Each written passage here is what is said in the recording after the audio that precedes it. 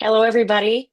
Welcome to Edina Indivisible's Meet the Candidate session for the Minnesota State Senate for SD 50 DFL and State Senate. Everybody is in, and we're going to be doing a format where it's 20 minutes with each candidate. We have five lined up for tonight, so it's going to be like a party, a really long Zoom party. And then late last night, we heard that there's a sixth candidate. Karla Hult is running, and we're going to do another recording with her tomorrow. And in the end, we're going to put the two videos together and put them up on our social media and our YouTube channels. So we will follow up with people who have registered with us tonight and share that on our social media. And so everybody can see all six candidates together. So it's going to be kind of a crazy, crazy election year. So welcome aboard to everybody. We're going to ask that if you have questions that you put them in the chat. Jordan from Indivisible Twin Cities is going to help me tonight, and Sue from Edina Indivisible is in the background as well, monitoring our time and the questions in the chat. We've set questions along the same set of questions to all the candidates ahead of time so they kind of know the big topics. And then if there's time, we'll take questions from the chat. So welcome aboard, Anita Smithson.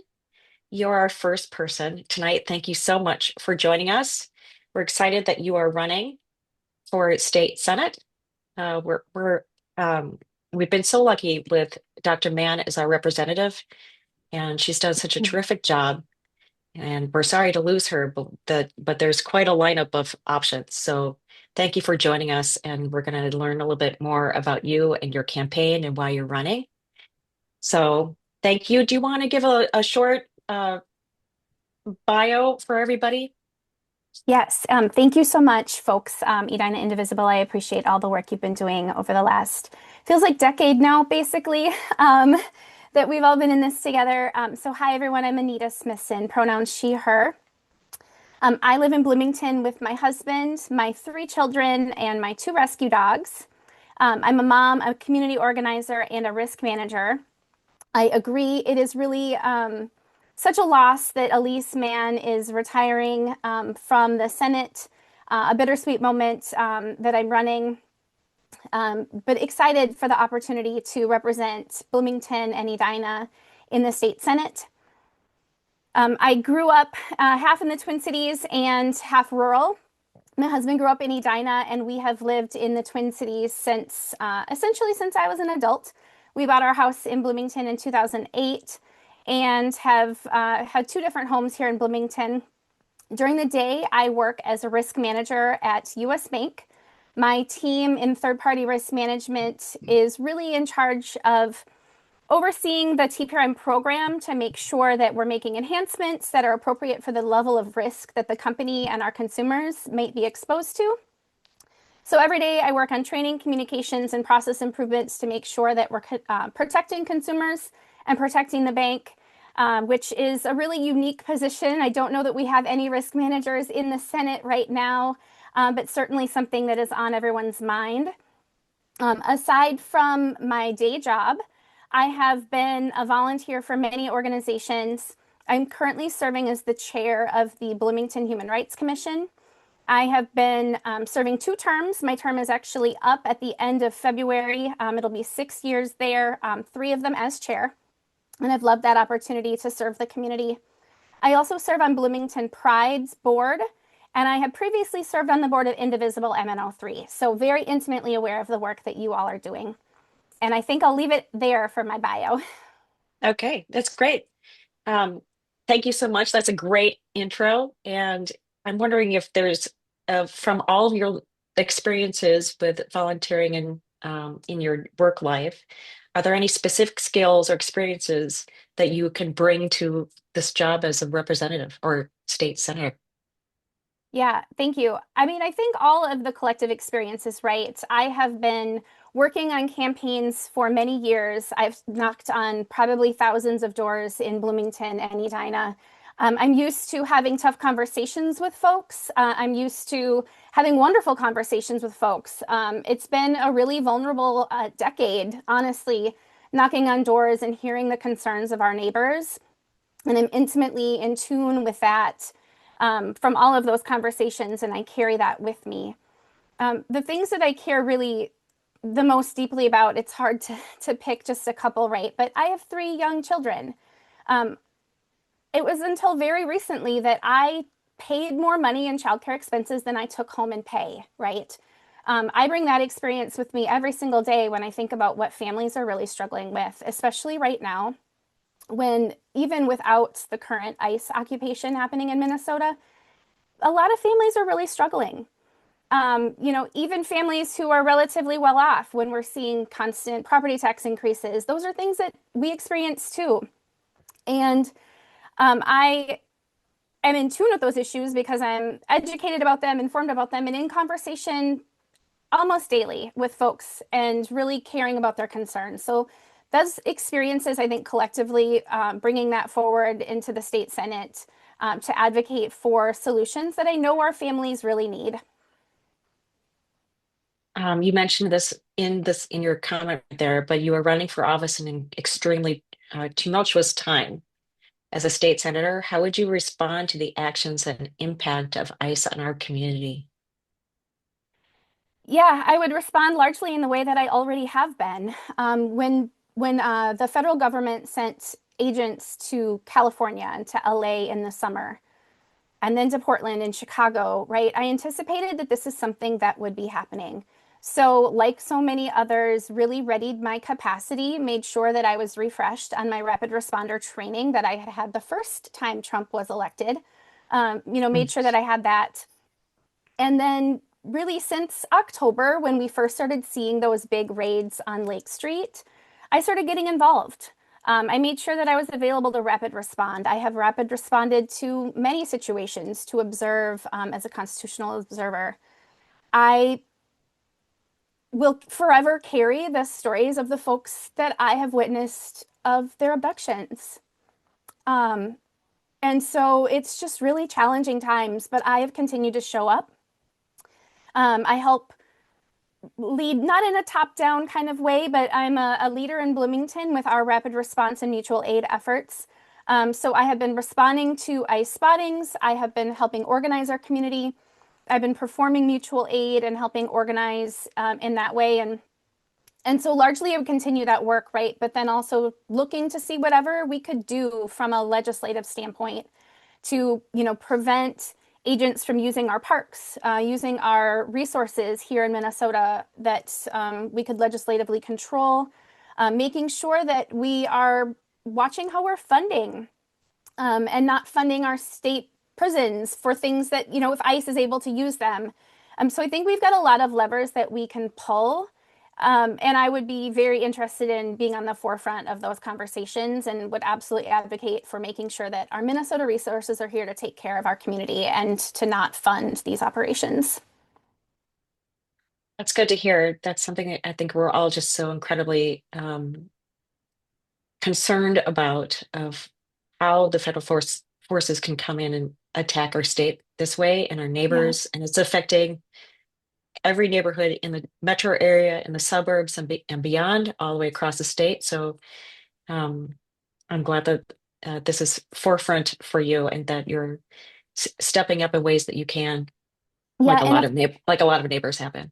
yeah, and if I can add one piece that I think we really need to consider is right now there's a lot of children that aren't going to school because their families aren't safe to go to school. And that is a huge concern of mine when we think about literacy, when we think about supporting families, when we think about the social emotional piece that our kids need that stability, they need their peers, they need their classrooms. Um, I know you'll probably get to this later on, thinking about education and education funding.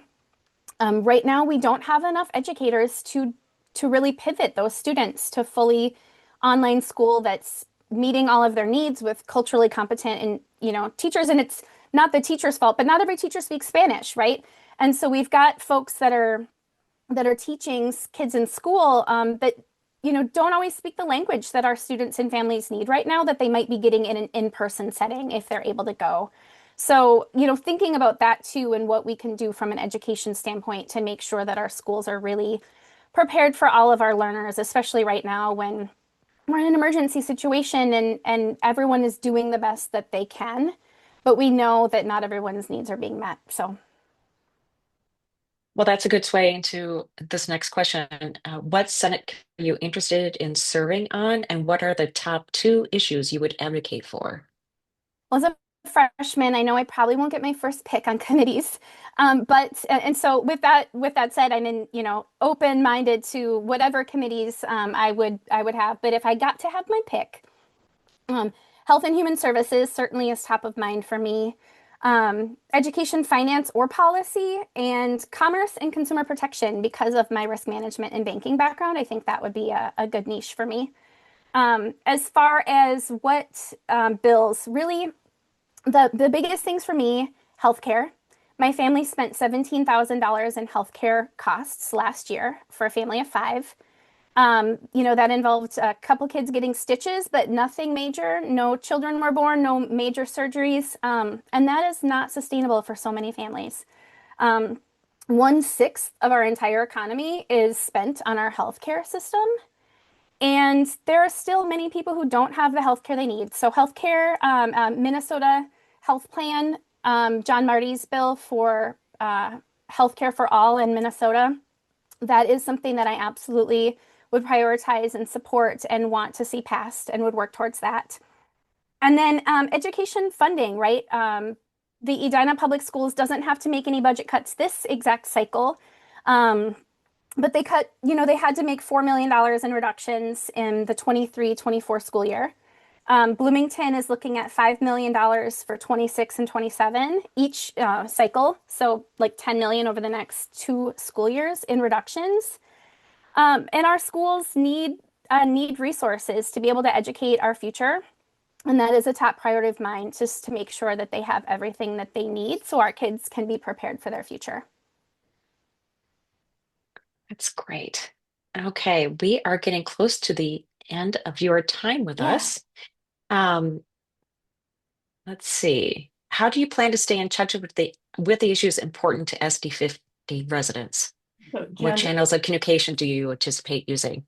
Jen, just to clarify, we have Anita until 7:30. Oh, not 7:20. Okay, great. All right, let's see here. Well, I'll stay with that question. Sure. So how would I get in touch with folks or stay in tune with folks? Is that the question? I think it's probably a question more about how will you stay in communication with residents, Sure. like a two-way street kind of thing. Yeah. Well, there's obviously the official channels, right? Like folks can reach out to the official office and to hear from folks that way. I also am a big proponent of town halls. I'm not afraid of having difficult conversations with folks. I think it's really important to hear from folks. So definitely would continue the tradition that Senator Mann has had, which is to host town halls, whether they be about specific topics in partnership with the House colleagues, or if it is just a general town hall. Interested in that, absolutely. I will, continue to engage, with the DFL and with organizations like Edina Indivisible, League of Women Voters, Moms Demand Action, just making sure that I'm getting out to those community meetings when time permits. But, most of them are pretty manageable once a month. Those are things that are doable and that I definitely will continue to commit to. And then continuing to knock on doors. I mean, I plan to knock on as many doors as possible this election cycle to make sure that we turn out Senate District 50 for all of the DFL candidates up and down the ballot. It's incredibly important that we do that. And I learn a lot from talking to voters at the doors. Most of the time, the conversations are great, but even the ones that aren't great are insightful. And we learn a lot about our neighbors. And I think really at the end of the day, we all care about the same things at the core of it, or most of us do. And so those are some of the ways that I will continue, to engage, to understand what the community is looking for, and stay in touch with the needs of the community. We have kind of a fun question that's we on in the roster here. What would your favorite high school or college teacher say your greatest strength will be if you become a state senator? So I didn't grow up in a very political family necessarily, but I was very interested in government. So I took a Bill of Rights class in my high school and I took AP government as well. And Mr. Carls always had us debate one topic every single week. And he always assigned me to what I now know or grew up to find out. He had me argue the conservative side of every single argument. And I hated it. I was miserable. I thought it was terrible. I was not enjoying myself. And he said to me, Anita, because you learned enough to know about the other side, you can argue your side so much better. And so I think that that insight, but also, my quest for knowledge, whether it's through politics or through my work, when I look at process improvements at my day job, is that I want to see what the flip side of something is so that I can really truly understand, what might be working, what's not working, or what, from a political opinion, what somebody might want versus somebody else. But getting that knowledge and really digging in on the issues. So I think that would be the greatest strength that is from a wonderful moment, in high school that will serve me well is just, quest for knowledge, wanting to get that information so that I can be fully informed. I bet there are a whole lot of teachers out here that wish that they could catch up with and hear their students say something like that. That's a great answer. At my Um, kickoff, I talked about my sixth grade language arts teacher, Mr. Ralph Johnson, who is a close second for a favorite teacher. And he actually reached out to me. His wife reached out to me because he doesn't do Facebook. Reached out to me this week because my sister shared that I was running for office. And he said, you were always someone that wanted to get things done and wanted to make things better. And so, like, so amazing that my sixth grade language art teacher is still remembering me from many, many, many years ago, and offering encouragement and insights is just great. Teachers are amazing. Just thank a teacher every single day. Absolutely. I think Yeah, this question was submitted by a teacher, actually. good. Um, okay, we've got a few minutes Yeah. now. Do you have any final comments for our viewers? Well, there's a lot of folks that have decided to run, which I think is wonderful. And I hope that it really spurs some interesting and wonderful conversations about the direction of our state, about how we want to be represented and what we expect from our elected leaders. So I hope that you've learned something from me tonight. I hope that if you have additional questions that you reach out to me. My website is anitasmithsonmn.com. And all my contact information is there, so you can always reach out. I would love to hear from you. Um, but really, if you want someone who has shown up time and time again in our community for the last decade plus, and you want someone that you know is going to work just as hard for your family as she does for her own, then I ask you to support me for the DFL endorsement at our convention in April.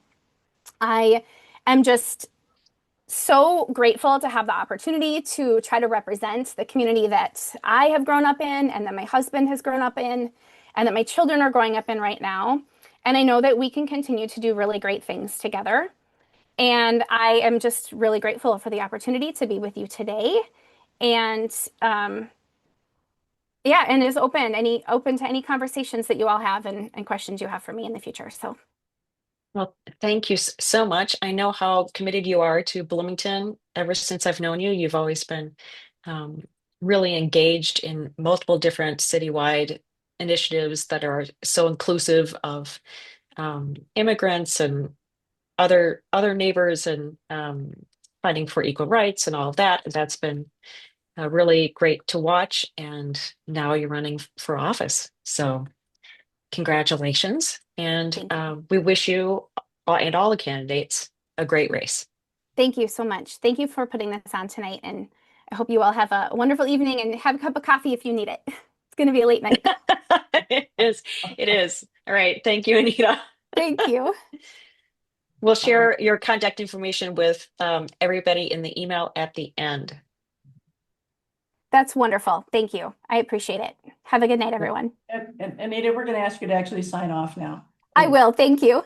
Great, thank you. And Jen, Nelly Korman is ready if we're free to move on. Yeah, we are. Let's just wait for Anita to. Okay, looks like she's hopped off. All right, I'm gonna let in one other person. So, folks, if you've got questions that we are not covering in our basic lineup, feel free to put them in the chat. So here comes Nelly Korman, candidate number 2.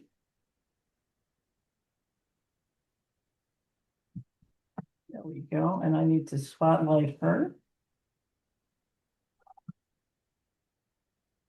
Hi, Nelly. Oh, she's on mute still. I know, hang on. Uh, Nelly, I just asked you to unmute. Now, There. now we're good. Yep. Thank you. Hi, how are you? I'm doing great. How are you? I'm doing well, thank you. Thank you so much for joining us tonight for this conversation. We just heard from Anita, and you're the second one on deck tonight. And are you ready? Are you ready to go? Yep, I'm ready. Thank you. Okay. Well, why don't you start with a brief bio to introduce yourself to everybody here?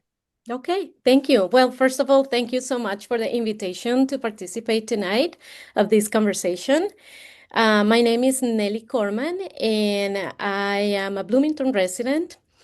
I have lived in Bloomington for almost 22 years, and I also lived for about 5 years in an area that's right by where Edina is. It's kind of like a block away from Edina. It's on 44 in France.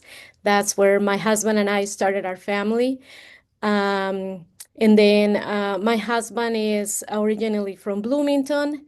We have 3 children. 2 of them are still in college, the last 2, and they're all proud Bloomington graduates, Bloomington Public Schools. And then I'm a school board member, I should say that. I have been on the school board for 14 years now. I was elected to the board 4 times. I also was a planning commissioner for the city of Bloomington for 6 years. And I'm an educator with 30 years of experience, and I have worked the last 10 years in St. Louis Park. I'm a teacher, Spanish immersion teacher at the high school. I'm also a doctoral student. I'm in my 3rd year in my program of educational leadership and learning at University of St. Thomas. And yeah, I'm just a lifelong learner, a very passionate educator, and someone that's very involved in my community, a leader, and that, dedicated to service. So it sounds like you've had a long history of community service in Yes. Bloomington in a whole different range of areas. Why did you decide that now is the time for you to run for state senate? And Okay. what specific skills will you bring to that job? Okay. Thank you.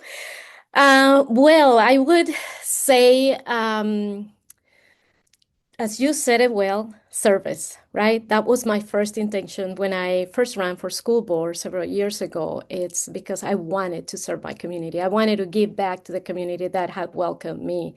I'm an immigrant. I have been in the States and living in Minnesota for the last 26 years, and I have found in Minnesota to be a welcoming community. I fell in love with the state. I fell in love with Bloomington. And I decided that it was time to put my skills to the service of my community, and that's why I ran for school board. Another reason why I also ran was because I noticed that there was a lack of representation from people of color in the school board, and then I decided to run because I thought, okay, we need a Latina. We need a Latina person in that board. And that's what I did. I ran, and then thankfully the Bloomington community trusted me with this position. And then also through service and through being an educator, I have been really close to families, students, community. And I have had experience also doing advocacy at the legislature. And I have seen the needs, and I have seen this huge need that we continue to have of representation, not only for the communities of color, but for everybody. And so I decided, with the experience that I have, it is now time to put the skills once again to the service of my community, the Bloomington community and the Edina community, and do the best that I can so that we can work together and we can make of this art district in Minnesota a stronger community. And you were asking about the skills that I have. Well, 14 years of experience on the board have given me lots of different Wow. skills, including working with the community, working with policy making, and going to doing advocacy at the legislature level, in Minnesota and also at the federal level. So I have those kind of skills, also the skills of the educator. As I mentioned before, I'm also a graduate student in a doctoral program. That also leads me to do a lot of research, or really digging into the facts, and then studying really well, what are the different possibilities when making decisions. So being well informed. So those are some of the skills that I have. Also at the human level, I get along really well with people. I respect my community. I'm a good listener. I'm very hardworking. I'm dedicated, committed, and I'm very determined. That's the word that I was looking for. I'm determined.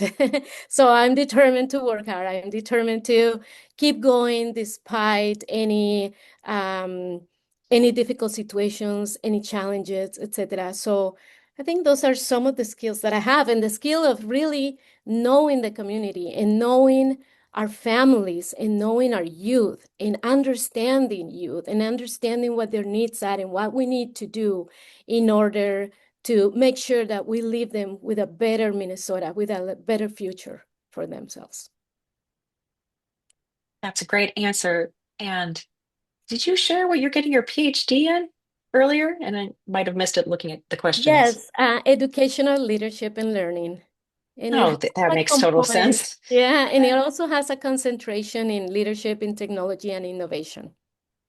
Oh, that's terrific. Okay, Yeah, great. thank you. Our next question is something that's weighing on everybody in our community right now, and you're running for office in a tumultuous time. As a state senator, how would you respond to the actions and impact of ICE on our community? Okay, well, let me show you something as long as we are talking here.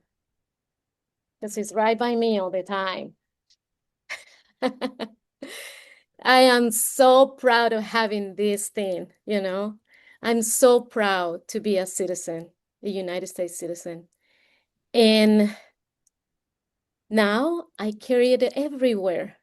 I used to carry it only when I was traveling abroad or when I was visiting my country, which is Colombia. I don't know if I mentioned that before.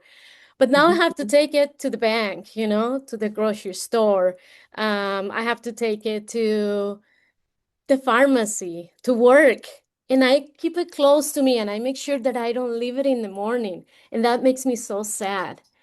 And Mhm. I'm working with the students and I'm working with families. And just yesterday, there was the presence of ICE right across the street from our high school.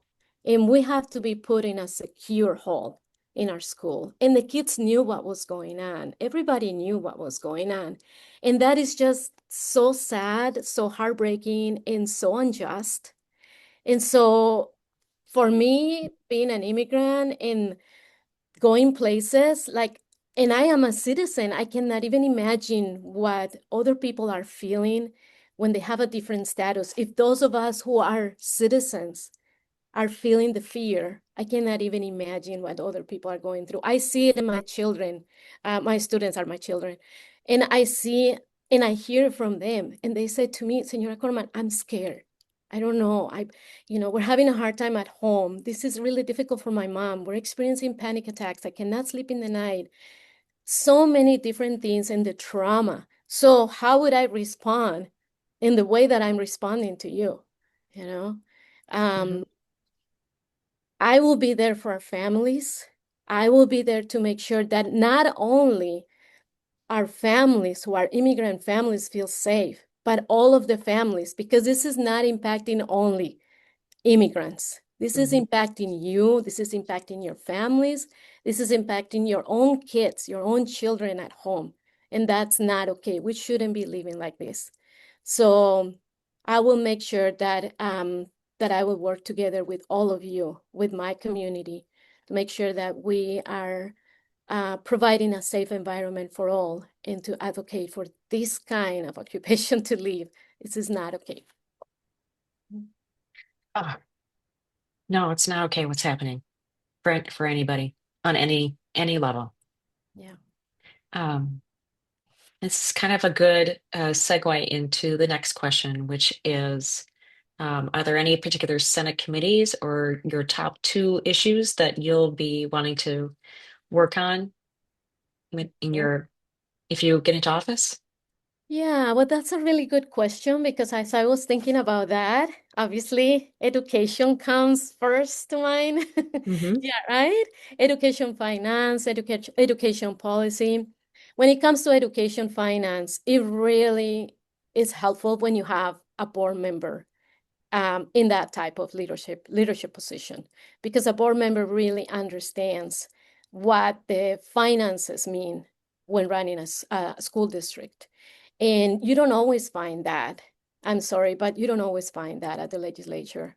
And there are decisions being made that sometimes they don't really reflect the needs that we have in our schools. And there are too many mandates and too much to do, and not enough money to cover all of those. I mean, legislators have done a really good job in the last few years, many of them, to make sure that we have adequate funding. I mean, we have found a lot of support, and I will give a shout out to our Bloomington, Edina legislators because they have really done strong advocacy for education. But it's not enough. There's still a lot that does not match to what we need. And so I would say along with that, education policy to make sure that we are tending to the needs of our high need students, and special education students, and making sure that our educators are also included in those, to make sure that we continue to have this strong workforce in our schools. And then if I think about other areas that I'm curious about that are not education, obviously housing, because housing, when you talk about kids and families, you cannot just talk about education. Obviously, it's housing needs, there's healthcare needs, human services in general, behavioral services, physical and behavioral services, mental health, especially after this and especially after what we have gone through with the pandemic, with some other issues that we experience in the state, and now this ICE awful situation. We're gonna need more support for mental health services for sure. Yeah. Okay. We asked this question of Anita. How do you plan to stay in touch with the issues important to SD50 residents? What channels of communication do you anticipate using? Mm-hmm.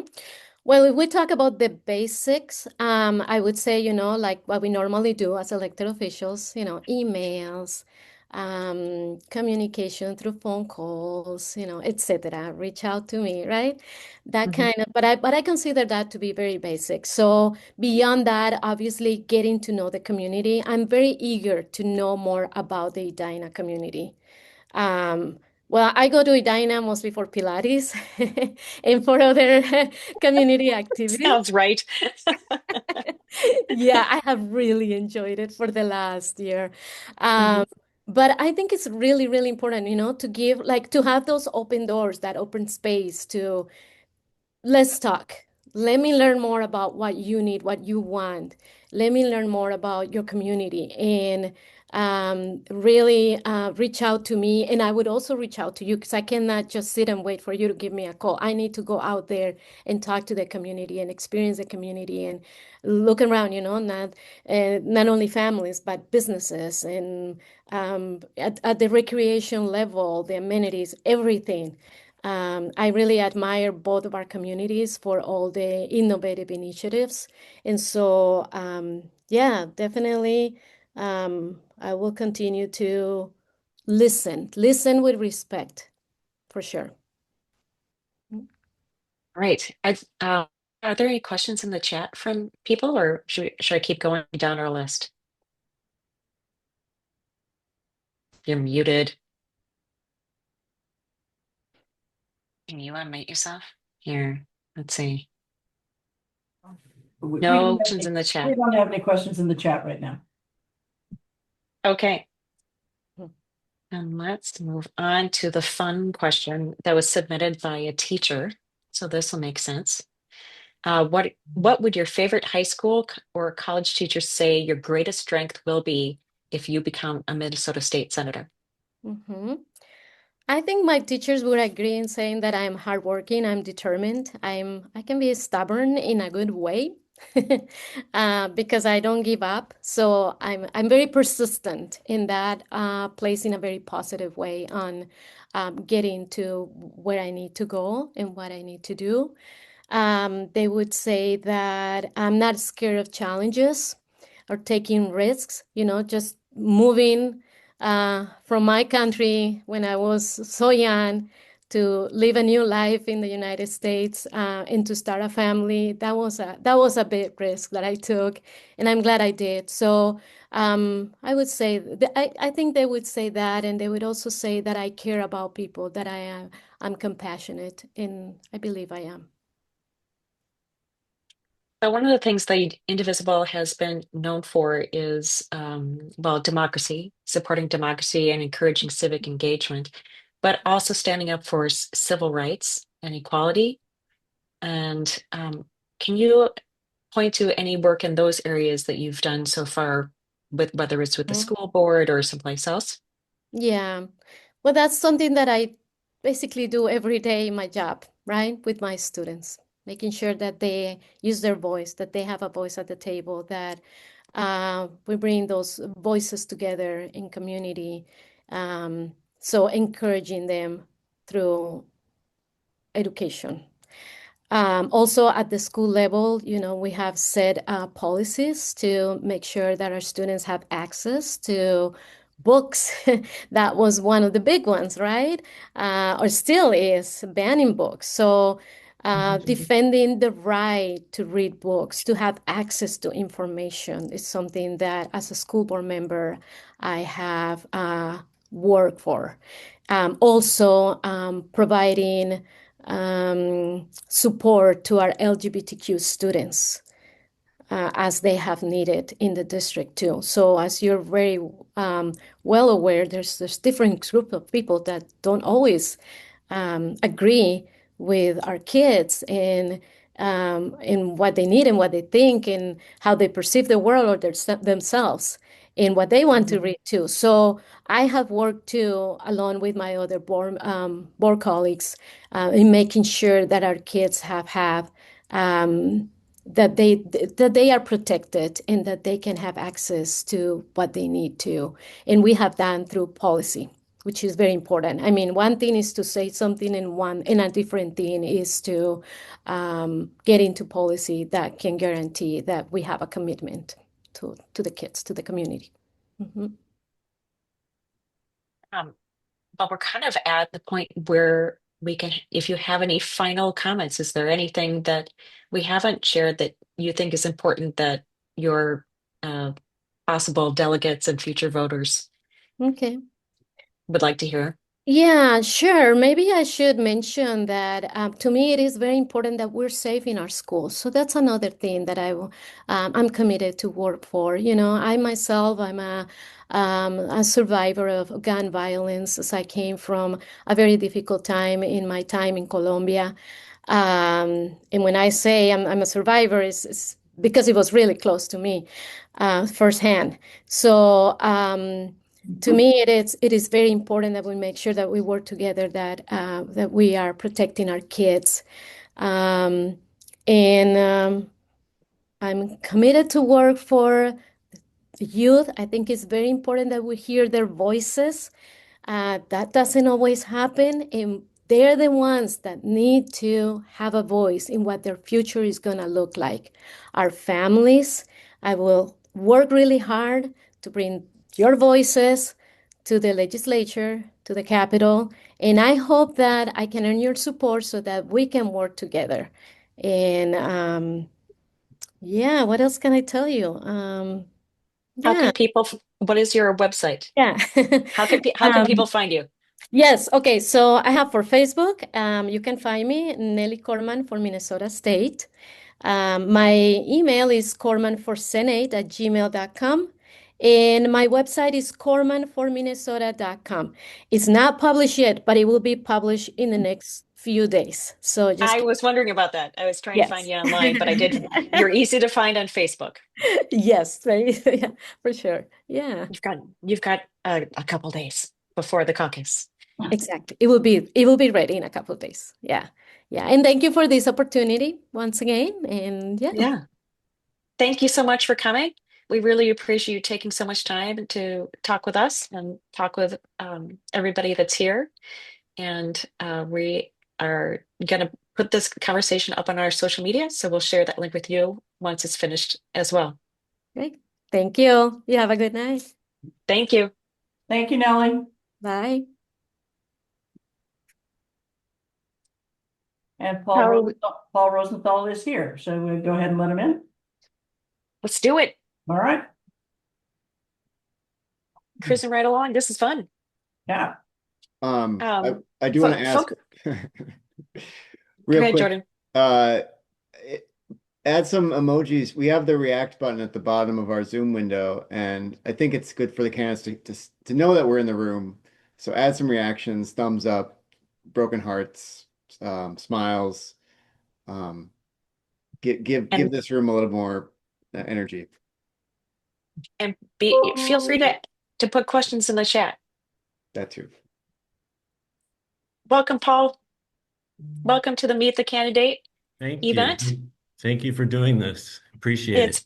It's been a couple years. I think we met gosh, probably a couple times when you did some town halls, Yeah. and now you're running for state senate. So do you I'm want to start with an introduction? Introduce yourself briefly, give a sure. little bit of your history. Sure. My name is Paul Rosenthal. Thank you for having me, and thank you for doing this on this cold night. I know it takes a lot of time and energy. Basically, my background, I grew up in New York. I moved out to Minnesota in 1991, so I've now lived here longer than I did in New York, which to me is shocking, but true. My wife, Elizabeth, is from here. We have two kids, Jack and Eddie. Jack is now 25 and Eddie is 23. We've lived in Edina for 22 years. My background is in commercial real estate in Manhattan, also foreign currency trading and historic development. Um, Hmm. Sort of my personal background. I don't know. It's kind of a crazy time, so my head is swirling about being quiet and talking too much at the same time. Well, why don't we'll go to the next question and help that along a little bit. Sounds great. Um, why did you decide to run for state senate seat now? And I have an idea what your specific skills in that are, but I'm sure everybody would like to hear Sure. from you what your perspective is on that. First, I'd like to thank Senator Mann, who I think has done an extraordinary job. Um, Hmm. just amazing. And I really, I left the legislature in 2018 because Jack and Eddie were in high school, fast approaching college, and I needed to sort of make sure that they didn't graduate with a ton of debt. So I decided that I would leave. Um, I never really thought about going back until this past election when Donald Trump got elected again and is now causing chaos and cruelty and corruption in levels that I never thought possible. Um, Hmm. I like to say that I ran the first time because I got tired of sitting around and complaining. And I kind of found myself doing that somewhat over the last, I don't know, the first 6 months of the administration and until he took siege of Minnesota. And then there was different ways in which we could act, which I was not thankful for, but unfortunately is so. Hmm. Um, you know, I'll give you a little bit more background, then I'll get into it. I Okay. ran in 2006 for the state house, um, and it wasn't something that I expected. They called me in June and said, "We don't have anybody to run. Would you consider running?" And foolishly, I said yes. And that started the whole odyssey of figuring out, everybody sort of pats you on the back, says, yeah, you'll be great, run for office. It's not a big deal. And then all of a sudden they endorse you and you're like, uh-oh, now what do I do? Isn't Having, there a movie from the 70s about that there candidate? probably is it.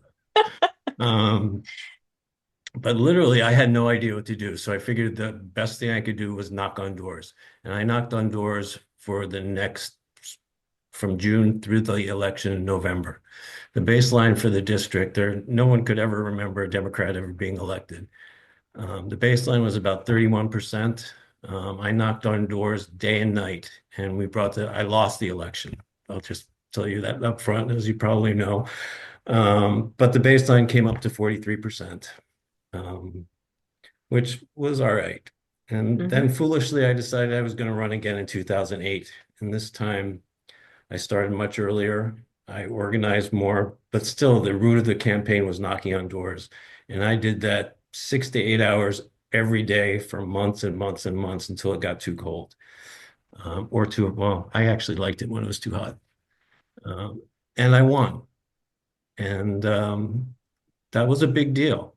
And, I still find it hard to believe that this district has changed that much in such a short period of time, which is fantastic. But just to continue the story, I went on to lose in 2010, was foolish enough to run again in 2012 and was elected in 2012, 2014, and 2016. And the seat has never gone back to the Republicans. And that I'm very thankful for. So I left in 2018 and I went to work for Western Governors University, which is the largest nonprofit, competency-based online university in the country. And I was in charge of 10 states, and I would go to state legislatures throughout the country, Texas, Missouri, South Dakota, unfortunately, um, and advocate on behalf of our students and get them access to state grant money. And I did that. And and here I am, and when Trump got elected, I knew things would be bad, but I had no, I couldn't fathom that it would be this bad, to be honest. And it was a really rough year for Minnesota. In June, when Melissa Hortman and her husband were killed, and Senator Hoffman and his wife were viciously attacked. That was a huge impact on me. Melissa was a friend and a mentor and my leader, and that still is pretty raw. My wife works in Edina Public Schools, and when the Annunciation shootings happened, it was beyond words, and she quit about a month later, Hmm. just because she'd had enough. And she loved it. She loved the kids. I mean, that's why she was there. Hmm. But anyway, I figured, you know what? what's the best thing I can do? And I figured the best thing I can do was go to the legislature and do good work for the people of Edina and Bloomington. And that's why I'm running. And Let me ask this question that because was a we've little been, corny. Yeah, of course. no, I mean, this, you're saying things that probably resonate with everybody in Minnesota right now. So, the question is, this time that you're running for office and that we're all living through, um, is there anything on the state level that you can think of right now that would uh, make our community safer when we're being attacked on the federal level? It's a very good question. I mean, yeah, yell from the doorsteps like everyone is doing. I'm so proud of this community and this state. It's a really unbelievable. There's certain Mhm. laws that legislatures throughout the country are putting out there, whether it's, banning them from assembling on state land, or there's one about jet fuel, which I really don't understand. I think it's probably illegal, but it's interesting, and there are certain things we can do as a state. But to me, the most important thing is to make sure our state government is strong and that our support systems are strong and that our values are reflected through the government on the state level, particularly when they're not being reflected on the national level. I think it becomes really, really crucial, especially in a time when we're so divided. And, the state house is a dead heat. Um, Mhm. and the Senate is a one-seat majority. And to me, it is crucial that we gain those majorities back. And, it doesn't have to be me, but we have to get the keep and get those majorities. I mean, it's just, there's no two ways about it. Mhm. I've served in the minority and I've served in the majority. I've served 2 years in the minority and 2 years in the majority. So um, I like to say that I got just as much, almost as much done in the minority as I did in the majority. And that was because I built relationships with the other side of the aisle. And I think that's something that we have to do desperately. I realize things have gotten more extreme and polarized since I left, Mhm. but we have to be able to Mhm. talk to each other and we have to be able to come together on certain issues. And there's certain things we won't be able to. I would never do anything to go against my values or anything like that. But there are certain things where we can work together. And I think we've gotten away from that. And I really think the only way out is to start to head back in that direction. Well, this is a good segue into the next question, which is, what Senate committees are you interested in serving on, and what are the top two issues you would advocate for? That's a tough one. Mhm.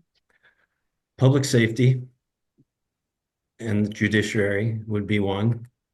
Um, Gun control and gun safety has, particularly this year, become even more important than it always was. In 2000 and I think it was 2014, I was vice chair of the Public Safety Committee in this House, and we held gun hearings, and that still rattles me to this day. They were packed. There were cameras everywhere. And the majority of the people there were gun owners. And I just remember running the committee at points because the chair had to be somewhere else or whatever. And I just remember people flashing their guns at me and opening their jackets so I could see their concealed carry weapons at the Capitol.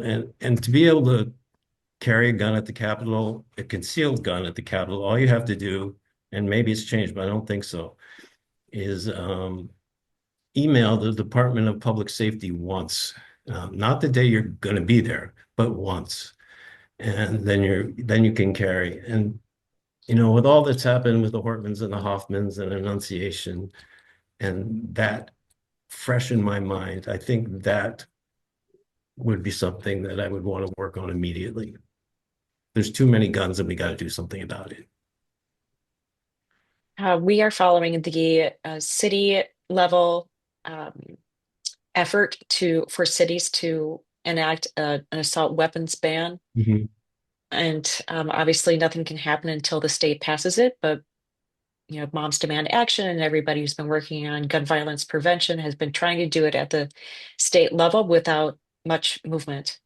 And so I know Edina has passed that, and Bloomington is next on the list. And if that's what it takes is to take it from city level on up, and you're willing to be a champion for that, I think a lot of people would be interested in it. Absolutely. I think it's critical.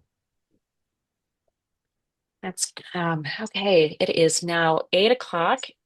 Sue or Jordan, how much time do we have left? I've kind of lost track of where we're at on our schedule. You have just under 8 minutes. 8 minutes. Oh, wow. We have a fun question that's been submitted by a teacher. Sure. And what would your favorite high school or college teacher say your greatest strength will be if you become Minnesota State Senator? His name was Jan Wiener, and it was American history. And I think he would say it's listening and being able to look at all sides of the issue. And then another one that we've started asking is Indivisible has always been really focused on getting engagement and working on democracy and voting rights as well as civil rights. And since we've been in existence, we've seen a lot of progress at the state level, and now we're seeing a lot of them erode. And what are your efforts going to be if you get into office on those issues? As far as voting rights, I mean, thankfully, we have a very, very strong Secretary of State in Steve Simon, who is absolutely phenomenal. Mhm. I've been thinking about this a lot. I've been watching what's going on in Georgia and with them raiding the ballots. It's insane. Mhm. And we have ICE running crazy in our streets, and at the same time, we have Pam Bondi holding our state asking to hold our state hostage, so we give up voting records. It's insanity. Mhm. So I will do everything I can, not only to protect our civil rights and our voting rights, but human rights. You know, I look at the federal government and there's just no compassion. And it's really horrifying that they can dehumanize people um, with a blink of an eye. To me, it's astounding and shameful and cruel. And I will do anything I can to stand up for the weakest among us at any time, or the most, you know, I don't know. It's just a time where we have to be strong and we need to stand up for each other. And I will do that in the legislature, and I will do that in my neighborhood. Well, I think a lot of Minnesotans probably would agree with you on that as well. We are being seen around the world We are. for standing up for our neighbors. Do you have any final comments that you want to You share with know, viewers that we haven't covered yet? you know, I don't really. I do want to say that when I left the legislature in 2018, I was sort of coming into my own. There is a bit of a learning curve, which I certainly understood, and I understand how the legislature works. I know how to get things done. I know how to get legislation passed. I have lots of friends on both sides of the aisle. In the Senate, and I just think I would hit the ground running. That said, I want the best for the state, and really the most important thing is that we hold this seat and we we build majorities because it is, as everybody knows, I'm preaching. I'm not. I don't mean to preach, but I think this is probably the most consequential election, this and the next one, in my lifetime. And it's not a good thing that we're in this position. And I want to do everything I can to help. And that's why I'm doing this. Great. How can people get in touch with you? Very good question. The best way is my cell phone. I've put it on every piece of literature I've ever put out. Um, since 2006, and it hasn't changed, and that is 651 Mhm. 271 8131. The other one is you can email me, Paul for st50@gmail.com, or my personal email, which is prosen38@yahoo.com. There's a website that is, I wish we were trying to have it live tonight, but it's not. And it's citizensforrosenthal.com. But really, the best way is to text, call, or email. I Are like to you be. on Facebook? Do you have a campaign page on Facebook I or don't on have a social media campaign yet? page on. No, I don't have social media up and running yet either. Okay, But I will very shortly. But again, my cell phone is the best way to get a hold of me, and I do respond. great. Well, we're so glad that you joined us this evening. Thank Thank you you so so much for doing much. this. It means a lot. It really does. We're going to have, we just learned about Karla Hult is the sixth candidate in this race. It's really going to be a I fascinating one to watch. Wow, I didn't even know. Oh, breaking news. So we're going to have the same conversation and put it together with the other videos from tonight and put it up on our YouTubes, and we'll share that link with you as well when it's That's ready. great. I appreciate the time and appreciate your efforts. Thank you very much. Thanks for coming. Take care. Okay, Bye. Sue, how are we doing on We time? we are good. We're a little bit ahead of schedule, but John McClellan is ready to go. Holy buckets. No, Okay. Jordan, thank you so much for putting their contact information in the chat. We will be sure to send everything that they're for ways for people to get in touch with the candidates in the follow-up email. okay. Before we get Afterwards. going, it would now be a good time to talk about what upcoming stuff, like the thing at Whipple tomorrow, or is that at end of the time? What do you think? Let's do it at the end so it's easy to edit. Ah, yes. Right on. Okay. All Mhm. right, so here is John McClellan.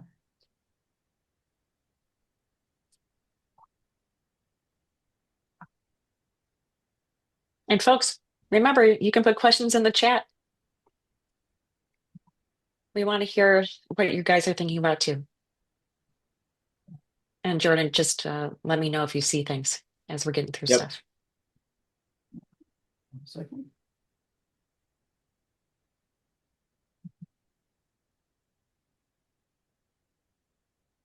There are a number of ways that people can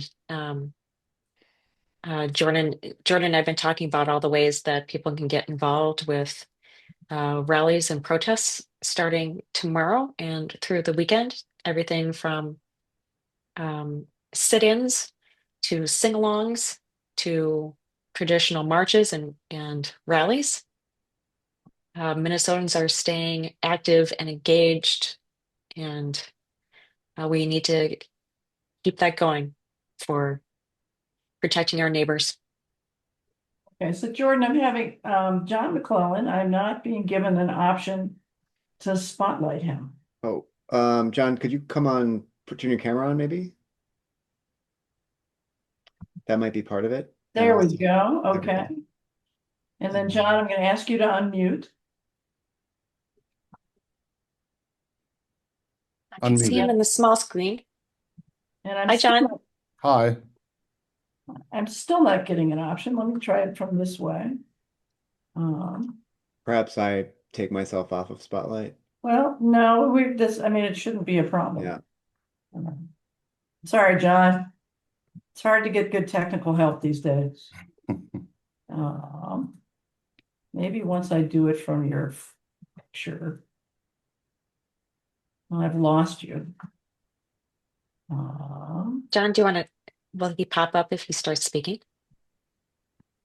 There he Hello. is. Hello. Okay, so hang on. All right. All right. Add to spotlight. All right. There we go. We There we got go. it. Awesome. Hooray. Welcome to the Meet the Candidate for State Senate and SD 50. Mr. McClellan, how are you doing tonight? I'm doing great. I'm doing great. Good. How's everybody Um, else? hang, Hanging in there. Trying to stay warm. All right. It's a challenge. Oh, yeah. Trying to stay sane. Well, we've got a number of people that are watching tonight. We're asking that you put questions in the chat. But as you know, we sent you some questions ahead of time. Mhm. And why don't we start with you introducing yourself to everybody that's here? Okay. Are we on the first question? Yes. So Okay. tell us about your background, your connection to Minnesota and SD50, the work you do. Anything you think is would be a good intro. Okay. Minnesota is home for me. I have four kids, two boys and two girls. My eldest son serves in the military as a police officer, and my other son also serves and is into cybersecurity. My eldest daughter works for the Mayo Clinic, and my youngest wants to be a child psychologist.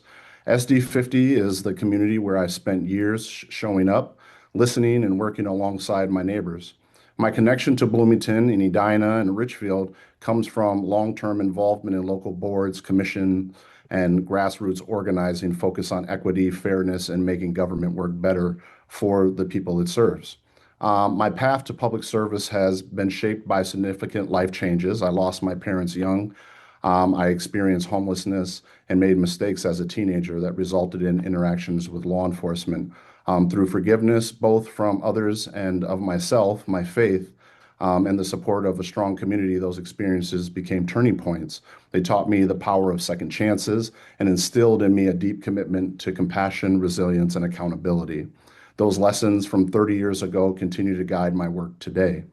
I've had the honor of serving on the Human Rights Commission in both Richfield and Bloomington, the District Diversity Advisory Council for the Bloomington Public School District, and the Race and Equity Advisory Council for Hennepin County, where I also chaired the Justice Committee. In Edina, I volunteered and stepped forward to serve on an advisory committee following the stop of a young man who was walking and attempting to navigate around construction. I did also because moments like that call for community engagement, transparency, and a thoughtful policy responses. Within the DFL, I served as a state delegate, a national delegate, and on both the DFL resolutions and platform committees. For more than 20 years, I've supported DFL candidates through door knocking, phone banking, strategic advice, and online media because lasting change requires consistent hands-on work. I also served as a career firefighter and was injured in the line of duty, which ultimately forced my retirement from the fire service. Even while working as a firefighter, I was deeply engaged in policy work and community advocacy, bringing frontline experience into the conversations about public safety, equity, and accountability. After my injury, I returned to school, earning my Juris Doctor from the University of St. Thomas School of Law and pursuing my master's degree in applied psychology from the Chicago School of Professional Psychology with a focus on forensic psychology. Today, I run a local nonprofit that partners with community organizations, families, and residents to draft, educate, and advance policy at the Minnesota State Capitol in St. Paul and in Washington, D.C. I bring more than 20 years of policy experience to this work, grounded in lived experience, deep community relationships, and an unwavering commitment to equality, dignity, and justice. My life's work in public safety, policy, and community advocacy has always been about showing up for the people of this district and for our state. Wow. I have a question about what is the nonprofit that you formed that works The, on? the Minnesota Justice Coalition. Oh, yeah. Mhm. Okay. That's great. Well, thank you so much. Thank you so much for that. Is there a reason why you're deciding to run now? Yeah, I decided to run because I believe District 50 deserves someone who listens, who is authentic, and puts people before politics and talking points. In these times of division and upheaval, we need a person who understands the challenges before us, not just the surface, but through lived experiences. I want to build bridges. I believe we as a community have drifted too far from one another, especially in politics. And this division has fueled the resentment that we have towards one another. At the end of many rallies and speeches that I've given over the years, I talk about infecting the system with a conscience. And we need now more than ever a conscience centered around our shared values. As previously stated, I have over 20 years of building relationships, policy experience, and advocacy. Mhm. For almost my whole life, adult life, I've been at the Capitol working and developing relationships and networks. I know how it works, I know what it takes, and I know what makes it tick, and I know how to get the job done. So I'm going to jump ahead to this question because you kind of touched on it. But if you were elected, what Senate committees are you interested in serving on, and what are the top two issues that you would focus on? Um, The Senate committees that I would be on are Public Safety and Judiciary and the Health and Human Services Committee. The top two issues that I would advocate for are public safety and mental health, which touches everyone from our education systems, public safety to our community just trying to get by with rising costs of inflation and raising taxes. This isn't just about helping people cope, it's about coming up with real solutions that don't only have temporary impacts but that can be felt long term. So those are Is the there committees, and those are the policies that I would be looking into. is there anything in particular in public safety that resonates with you? Yes, I would be looking at I'd be looking at ensuring accountability, fiscal responsibility. I would be the 2025 there was a policing memo that came out that talked about 21st century policing, and I am in support of that, which deals with accountability to the public.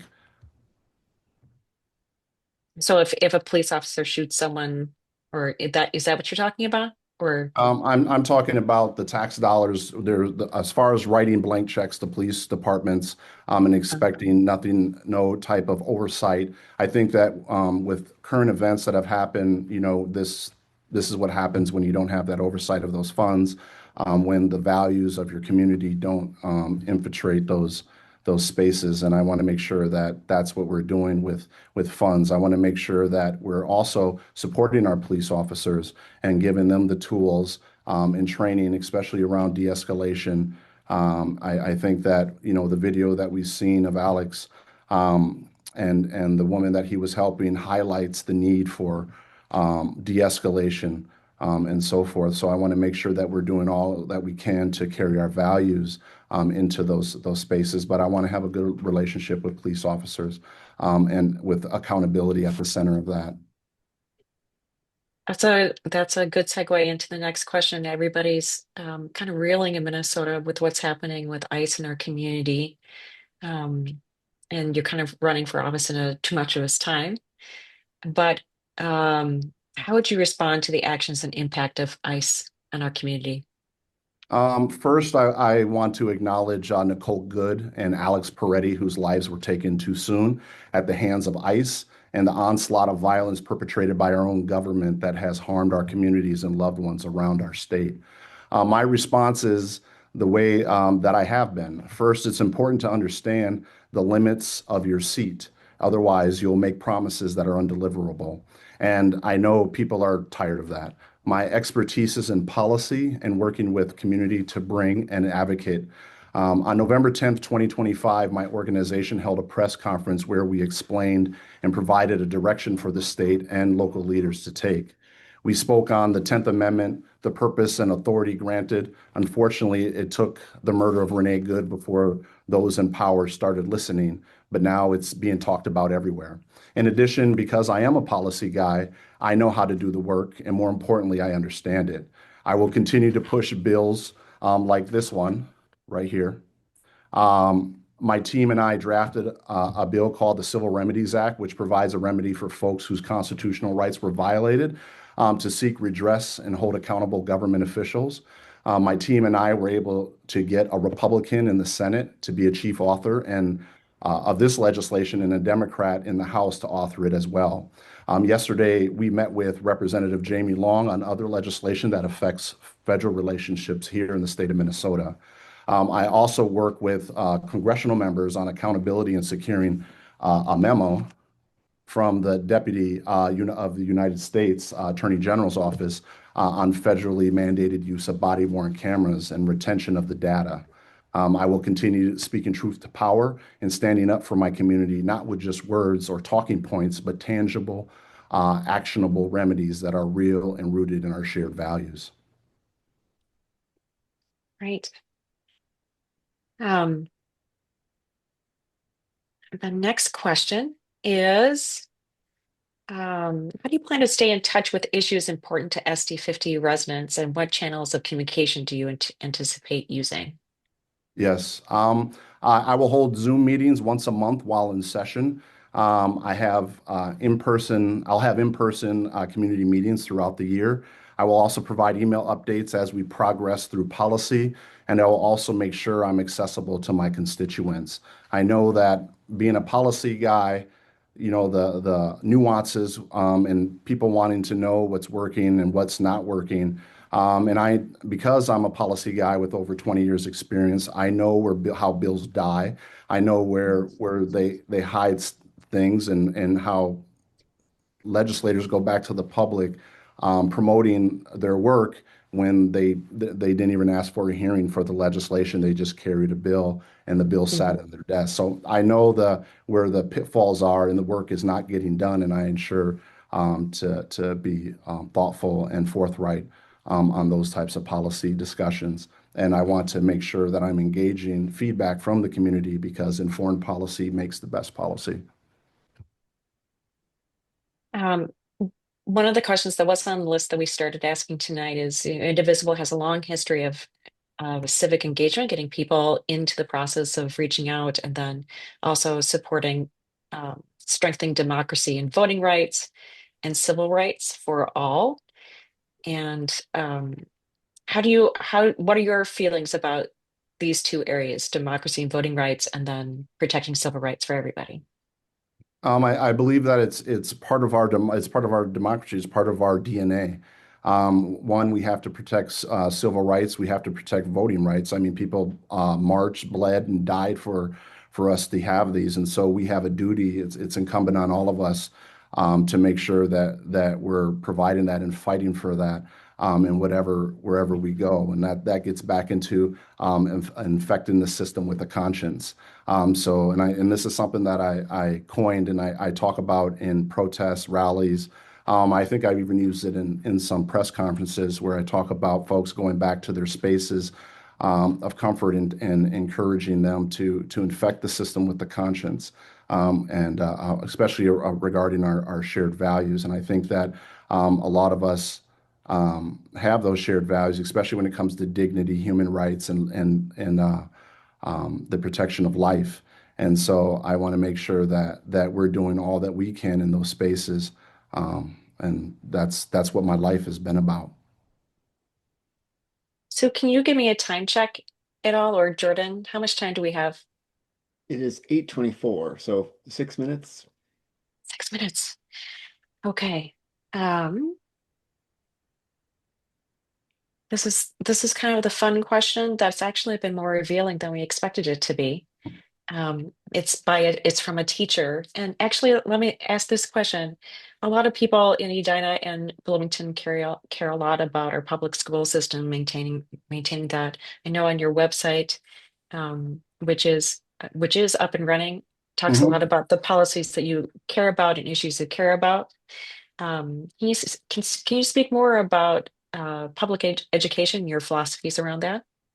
Yes, I'm a lifelong learner, and I have, obviously many degrees, so I understand the nuances and the challenges that students face. Plus, I have a connection to schools because I often go into schools to speak on leadership and public policy.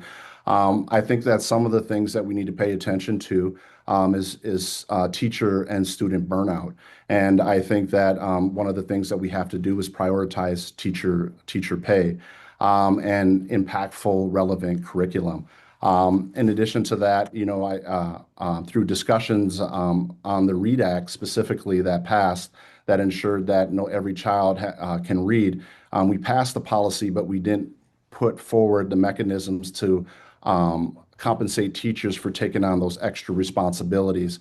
And so I want to make sure that we're doing that. In addition to that, I want to make sure that there's mental health resources for both teachers and students to help alleviate some of the burnout and provide spaces for folks to talk to them. And so those are just some of the policies that I want to work on. Great. Do you have any final comments for our viewers that we haven't touched on? Topics or Um, issues that you care about that you haven't spoken about yet? Yeah, I will say, yes, your mental health matters. With everything happening today, no matter the issue, it's okay to feel shaken, anxious, angry, fearful, or uncertain when our communities are face conflict, violence, or loss, and we see that pain on our news and in our neighborhoods. Those experiences can deeply affect our emotional well-being, and you don't have to navigate those feelings alone. What matters most is that your feelings are valid and you're not alone, and to remember to take care of your mind and your body. Communities heal when people help each other, listen, care, and work towards safety and peace. You matter, your neighborhoods matter, our community matters, and our state matters, and we will get through what's going on today together. And That's that's great. message. It's a message we all need to hear almost every freaking day right now. Right. So that's terrific. How can people find you? Like what, do you prefer a website? Do you have a website? Are you on Facebook? Do people reach out on email? Yes, my website is www.McClellan for SD50. That's McClellan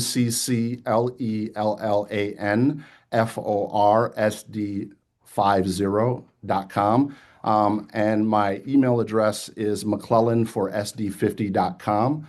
Or you can feel free to contact me at 952-297-0159.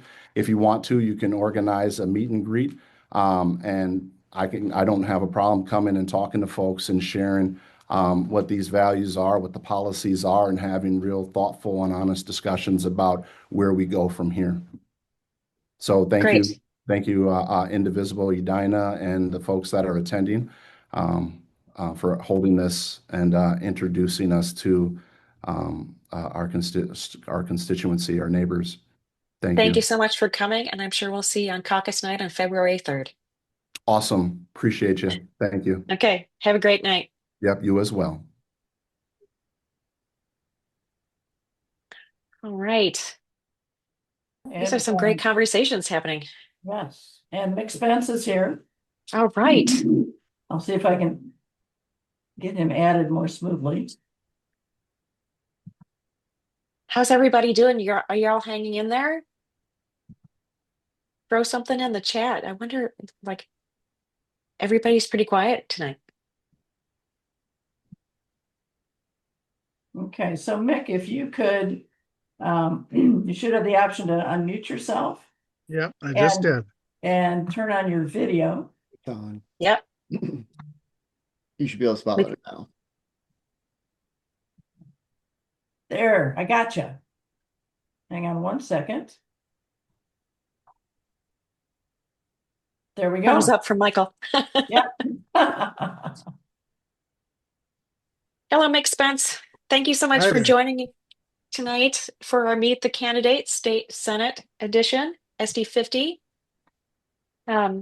We are starting with introductions, and why don't you tell us a little bit of who you are and where you're from, what your background is. Sure. So I am a born and raised Minnesotan, was born in St. Paul. First 10 years of my life, I lived there. When I was in fourth grade, we moved to Edina, and so I've been in the district since then, off and on. Went to grade school in the district, middle school, high school, graduated from Edina. Then moved away to college, like many do.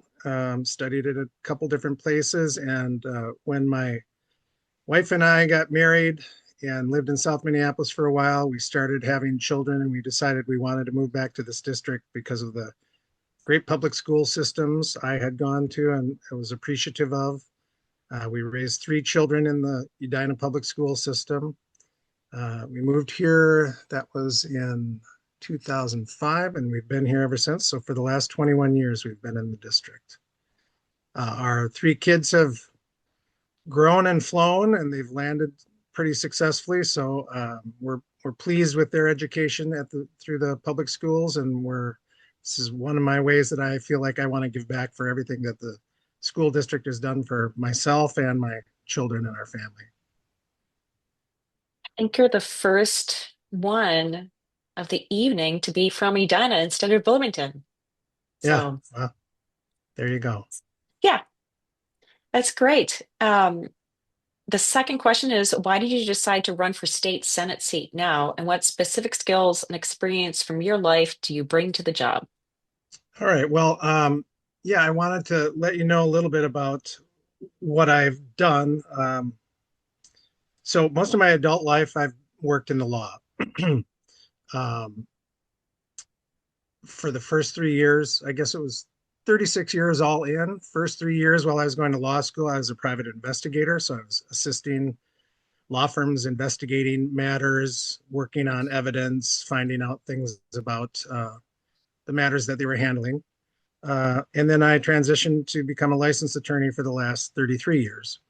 I have worked at a couple mid-sized firms, one small boutique, and I have run my own firm since 1999, the Spence Law Firm. The first part of my work was advocating for individuals who were injured or harmed by other people's acts. Excuse me. I was recruited from that role into a business litigation setting because I had an undergraduate degree in entrepreneurial business. And so I assisted in that role, both in transactional work, so helping people with contracts, setting up businesses, working on partnerships and deals and transactional work. But the firm that I started with was a big litigation place, so litigation's always been in my blood. I have litigated in business, all sorts of business realms, you name it, breach of contract, fights over money, fights over shareholder control, things like that. Rare royalties. I do some intellectual property work. So anything that touches business and money and fights is kind of my background. And I think that that's some of the strong aspects as to why I might be good for the role as a senator. I have had 36 years of solving problems for people, one issue at a time, one client at a time. And I've enjoyed that work. It's very creative. We need to, we learn obviously when a client comes in, what is their circumstance? What are their problems? What are their goals? We help them analyze the facts. As I say, my background in investigating, it always makes me think, what can we do to build this case better? What do we need to find out for evidence? And then we learn the law to the extent that it's a new area. We have to figure out how to advocate for that person because we ultimately present their issue. If we can't get it settled through negotiations or otherwise, we have to present it to a judge. We have to argue various issues to a judge through motions, and then ultimately to a jury if we can't get it resolved, and have a group of the peers from the community decide who should win and who should lose and for what reason.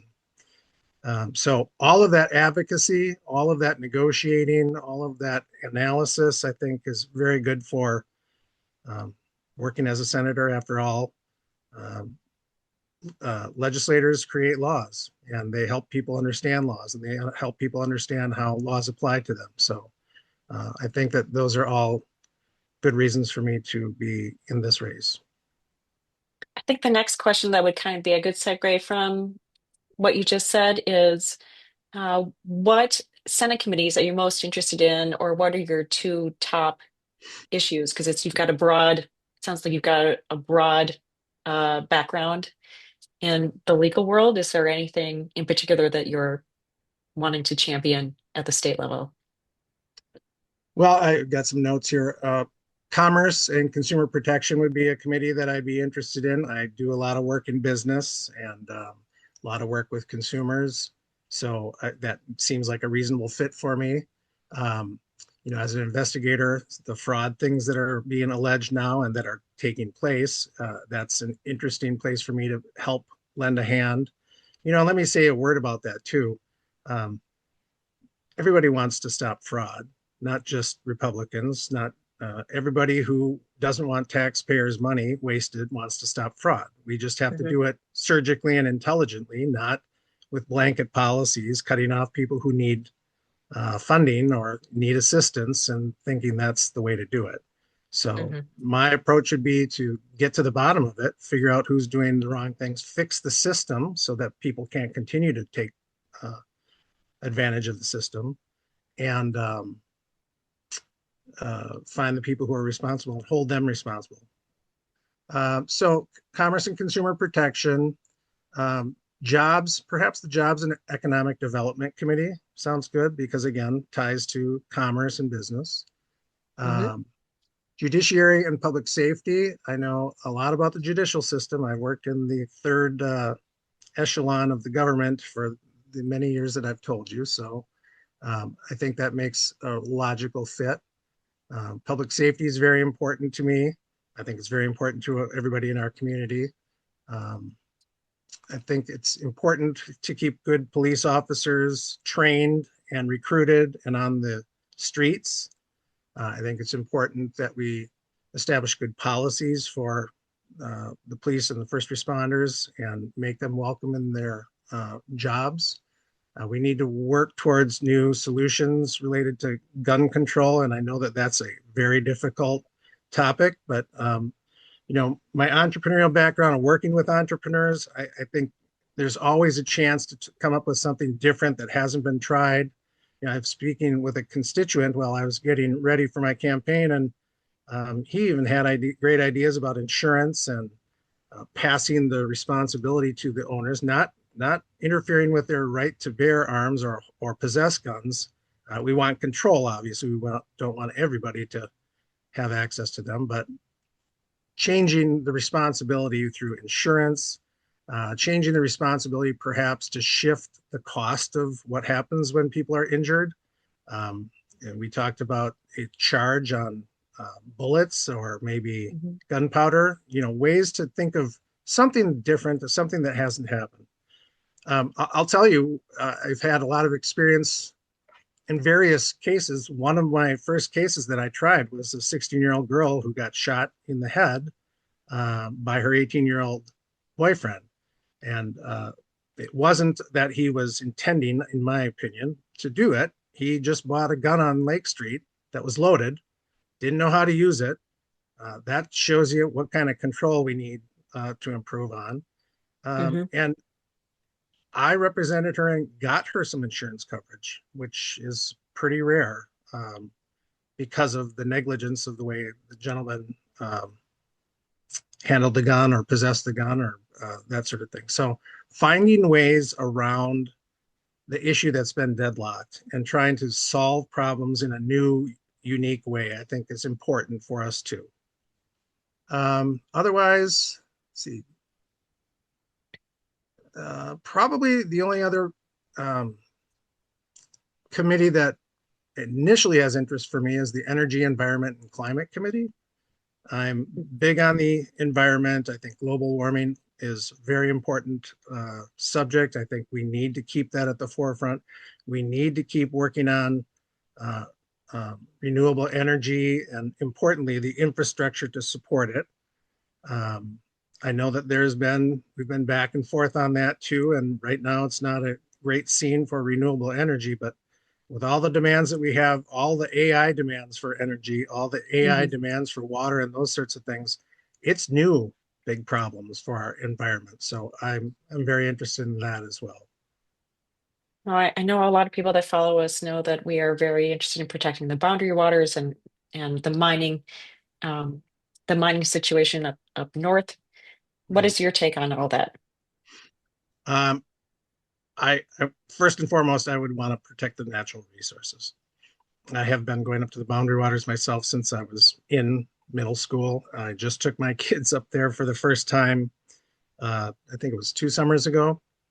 Now I had to wait until they were strong enough to carry portage canoes, right? Um, but very important to me. And, I do like to see commerce where commerce makes sense. I don't like to see commerce if it's going to harm a natural environment, something that can't be restored or protected adequately. So, um, you know, if they can live peacefully together, fine. It doesn't seem like it, at least from what I've heard with the boundary waters, that is something that can be mutually compatible. So I would err on the side of protecting our natural resources and let somebody find commerce elsewhere. Well, when you spoke about public safety and some of the issues around gun violence prevention, right now, as we all know, there's with ICE in our community, it's a tumultuous time to run for office. How would you respond to the actions and the impact of ICE in our community? Well, let me start by telling you another story about another case that I handled, because I think it's a very important illustration of both my experience and the way I would approach this. Also, one of my very first cases I handled on behalf of an individual that was assaulted, much like Alex and Renee, assaulted by a police officer, minding his own business. My client was on his way to work, and a police officer rolled up and started questioning and antagonizing my client, elevating the circumstances, causing the commotion that ultimately caused my client to feel that he was unsafe and he needed to flee.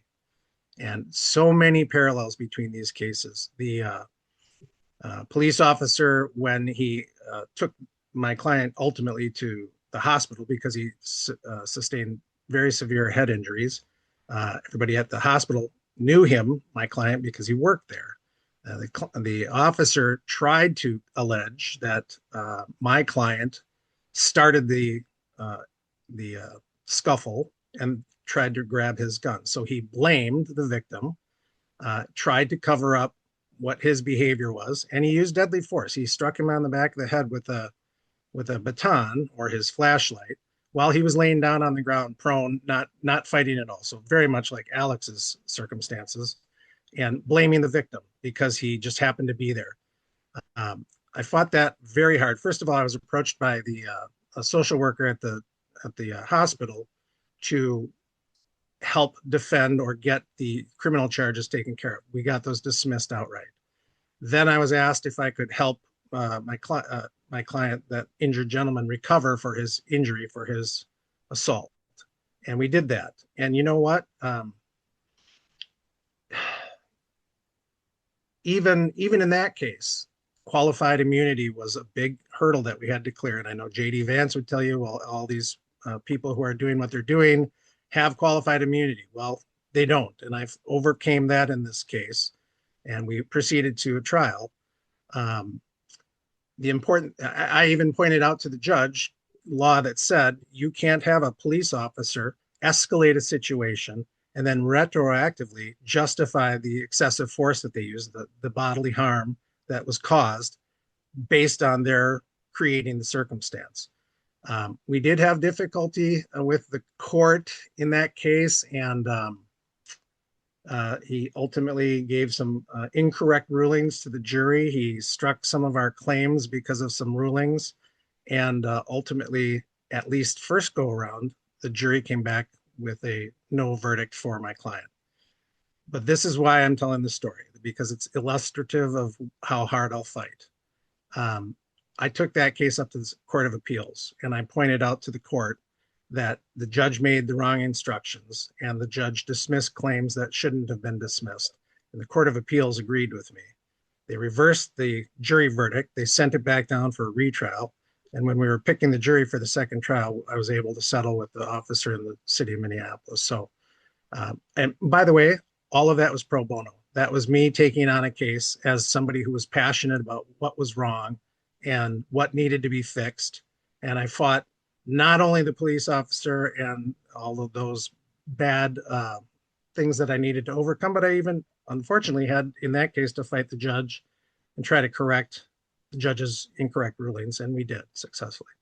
So I give you that explanation, a little long story, but to let you know that that's how passionate I am about these types of things and how hard I'll work when I think something's wrong, and even against tough odds and tough circumstances and rulings. So um, let me transition now to what you really asked me, and that is, what would I do about ICE? The good news is, I think that things, I mean, on the street, no, it's not great. In the courtrooms, there's so much going on that is helpful and moving things forward. Uh, there's a saying in law that law is always catching up with technology, and law is always catching up with the circumstances. And that is unfortunately true. I can tell you, I subscribe to um, all these cases, something that tells me every case that's filed in every day in our state, and the amount of habeas corpus motions, meaning bringing forth the body or having these people who are unlawfully detained be released, is exponentially climbed. You've probably seen stories in the papers or elsewhere. It's 8 years worth of these types of cases we've accomplished since December 1st in numbers. The judges are getting it right. I've argued an important case before Kate Menendez, who is the one who's already ruled in one case against ICE and the federal government in terms of a temporary restraining order and preliminary injunction. Well, she might not have gotten to that yet, but she is a great jurist. She's a smart woman. She gets things right, and I'm confident that things will keep going the right way as it relates to judicial correction of unlawful behavior. And I think we should, as a senator, I would advocate to continue to have strong laws that are available for people to hold either the wrongdoers, and I'm in this case talking about the ICE agents, liable personally, civilly for their harm, where it's possible, liable criminally for their behavior. It's difficult. It's not an easy thing because we've got federal government supremacy clause over state law, and it does get complicated, but the judges are working hard. There are lawyers that are working hard. We're doing what we can, and I would just advocate and make sure that there's good law, better law, responsible circumstances can overcome irresponsible circumstances. I know that's hopeful, but we have to be hopeful in the face of what we're facing. Well, some other topics that we need to be hopeful on too these days under the Trump administration is Jana, indivisible. I'm going to Yeah. interrupt. We have about a minute and a half left. Okay. Okay. Then we are going to go to how can people get in touch with you? Do you have a website or on social media? Yes. Website is spencemakessense.org, not com. Spence, S-P-E-N-C-E, makessense.org. I have a phone number for the campaign. That's 952-491-0344.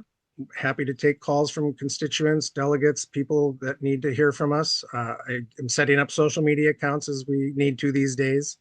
And an email through the Spence Makes Sense site, mick@spencemakessense.org. Right.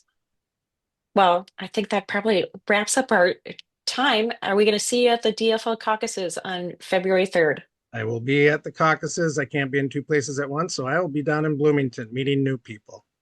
What? Okay. We'll have to I catch hope an to have, Edina I some other hope to time. have people. I hope to have others in Edina for me. I expect I will. Well, thank you so much for joining us tonight. We really appreciate your time, and hopefully people have learned a lot from these, all five of you that were able to meet with us tonight. So we wish you the best luck in the race. It's going to be a wild one. Thanks very Good much for having candidates. us all. Thank you. Thank you. Okay, we have our next candidate, Karla Hult, who I think a lot of people are going to recognize from just the news. She's been a reporter at KARA 11 for a number of years. But Karla, why don't you introduce yourself to the people who are going to be watching? Well, first and foremost, I want to thank all of you, the organizers with Edina Indivisible, for your tireless efforts for who knows how long. It makes such a difference in our greater community. And for everyone choosing to listen to all of us as candidates, thank you. We know you are so busy and you have many other choices in your life. So thank you for taking time to participate in this meaningful way. And I am so honored to join and to contribute my thoughts about all of this. So looking again at why I'm here and what I'm doing. So for the last many years, more than 20, I've been a journalist in this community. And it has been an incredible honor to share the stories of our community from every single corner. And I will say that some of my greatest joys, as well as what I think is my most meaningful work, is uplifting those who've historically been underserved. I think that is absolutely critical. I think shining a light on the issues that we all experience in some way, shape, or form is absolutely critical as well. But I also definitively believe that using the language that can bring people together makes all the difference. And I think we are seeing today in this world polarization that has led to the opportunities of some of our national leaders getting a foothold where, frankly, they never should have. It never should have happened. And so I think we can communicate. We're the better party. Minnesota has led by example. We need the rest of the country to do more of the kind of communication that Minnesota does, telling us and telling others the story of what we believe, our shared values of opportunity, access, and hope. Everyone deserves that. And I think we can better tell our story as Democrats and as journalists. So that's really what I believe. And as people, emphasis on people, that is really, really what I believe. But, I begin with saying I'm a journalist. I'm also truly an advocate in my heart. And I have always been a passionate person. I can have many people in my life who would attest to that very fact. But I think I became even more passionate and very feverish about uplifting all families who are affected by Alzheimer's or other dementia, which I would argue is one of the most paramount crises within our overall healthcare challenge and system. And so we look at that particular disease at the expense emotionally, but absolutely financially, and how it challenges our healthcare system and again, those individual families. And why, again, I became such a fierce advocate is because I fiercely loved my dad, who was an incredible human. He was my person, if you will. He was the one who did instruct me and encourage a world and a life and a forgiveness and an acceptance and everything open to others and uplifting others. He was a refugee resettlement director in his free time, worked at 3M. And so many of the values that he did, paying his blessings forward after he experienced homelessness even and a broken family in his childhood, really were instilled in me as his daughters and in my sisters as well. So many of my values started there. But again, his dementia marathon really persisted in terms of the challenges and my decision then to uplift others who also know that. And I'll just add finally, because I know we have other questions that I want to break here, but I want to say that that's my role as a daughter, to honor him and uplift him and to walk alongside families who need equal access to the resources that do exist and trying to do that for them.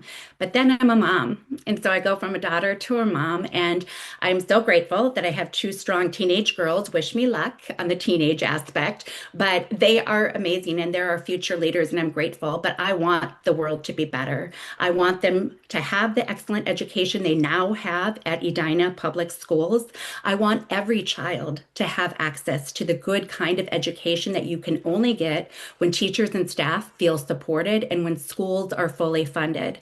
And I also want my daughters and all children to have a cleaner planet, to rely on clean energy, of course, to protect our natural resources, of course, and to recognize the economic opportunity that we have by choosing to go that route. I want that for my daughters, and I definitely want all of the rights that we shouldn't have to fight for, but that we do need to continue to fight for, their decisions to make, their choices regarding their own personal health care and reproductive decisions. So that is kind of where I stand. So it's really all about my titles. And I'll just end with this final comment. As a Minnesotan, I have felt everything alongside each of you all of these last weeks. And I've always been grateful for the opportunity to connect with our community by again listening to the people at every corner in every place. And what I heard and what I witnessed and what I personally felt probably is similar to you. But it was one person in particular who gave me this comment for a story I was reporting on Saturday. She said, "This is the last straw." Regarding Alex Preddy, this is the last straw. For years, I've considered changing my call to serve our greater community. And honestly, in this week, in this month, on this day, it is the last straw. I wanted to join because I know this party is amazing. I know we have the better people and the better policies. I just want to contribute to sharing more about our story. So thank you. I feel like I probably exceeded the time, but I defer to you now and all of the other questions that I certainly know will want to ask as well. Have you, this is what a great opener. Um, is Have you thought about running before, or was this, Yes. okay, you have. Okay. So, and I'm going to just do a quick plug for journalism because journalism overall is under attack. Hmm. I think, and my greatest hope, and I really believe this will be true, people will likely be surprised.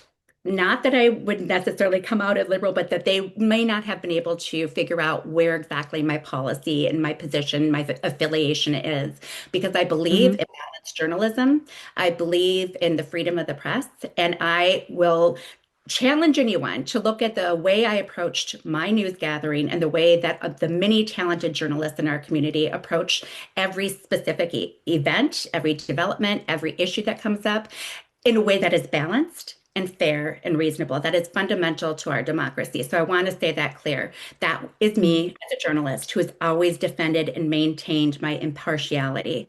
That Hmm. said, as a person, and you all have your own passions and feelings. Again, I'm a mother, I'm a daughter, I'm all of these other roles. And so, as a person, and when I was actually pregnant with my second daughter, I first reached out to the Democrats and said, "Is this time for me to serve in this way?" They welcomed me with open arms. I decided, given my own dad's dementia journey and the extent to which I was a caregiver, as well as the ability to continue to highlight the stories of the underserved and also people who are refugees and all of these other passions and specific focus that I knew I could uniquely bring, I decided to hold off. I decided to hold off, but it has literally been more than 10 years. My daughter, actually more than that, because the very daughter who I was pregnant with when I first started having these conversations is now 14. So it is that much on my heart. And again, it is because of this moment and just feeling like I need to join, I need to uplift, and I need to support the party because by supporting this party and the values that we know are the best is supporting our greater community. Bravo. That's great. That's great to hear. I think you're echoing a lot of the feelings that the community has been having. It's, especially in the last month during this crazy surge of ICE in our community. And it's amazing to see a lot of people who have not been engaged before on any level, whether it's within politics or volunteerism or um, activism in general. It's been tremendously heartening for uh, all of our neighbors, right? But then the rest of the country, and as soon as Bruce Springsteen makes a song about you, it must be a really big deal. I mean, and now I'm just waiting for Bono to do the same. There we go. That's right. Yeah, that's right. He's That's right, Bono. missed himself, so he's probably writing as we speak, right? Thank you. Get He on doesn't, it. Get on it, Bono. yeah. The boss only took a day. Come on. All right. Let's see. So you've kind of answered a lot of the questions we had. So we sent ahead of time, but here's one. What Senate committees are you interested in serving on, and what are the top two issues you would advocate for? I think the two obvious choices and what I can bring my expertise and my passions, and I'm going to specifically reference my notes about this because I want to make sure I get the committee names correct. Health and Human Services. As an advocate for people who are on any chronic healthcare journey, I know what it's like to be able to access that affordable health care. I know what it's like to navigate the day to day. I want to fight for them, every person, particularly those, again, who are the historically underserved, because we need to do a better job listening and helping and uplifting and connecting those dots. I had a dear friend who once told me in the course of my Hello Alzheimer's outreach, which is a podcast I started as well after my dad's journey.